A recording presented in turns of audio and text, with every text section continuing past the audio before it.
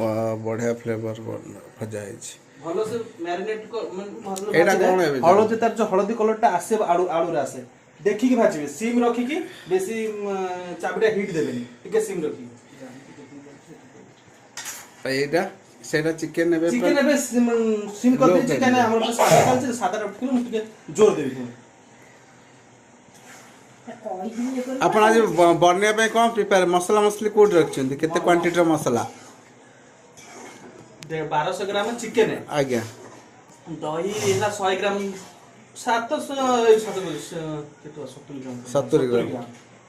आ देखिए अपन धीरे धीरे देखिए ता चिकन प्याज सब है प्याज केते ग्राम रो कटा है प्याज एटा 200 250 250 1200 250 अदा रसुन केते अदा रसुन 100 से 200 क्वांटिटी ना मां अदा 50 रसुन अदा 70 ग्राम रसुन 50 टोटल दीटा 150 ग्राम रहले चलिबो आपण एते क्वांटिटी देले बेसी मसाला दर हबनी केते क्वांटिटी रो तेल देले आपण क्वांटिटी किलो चिकन नियति तेल क्वांटिटी दरकार नियति सब 100 ग्राम अटे अधिक देले हबनी 100 ग्राम रे पूरा परफेक्ट आसी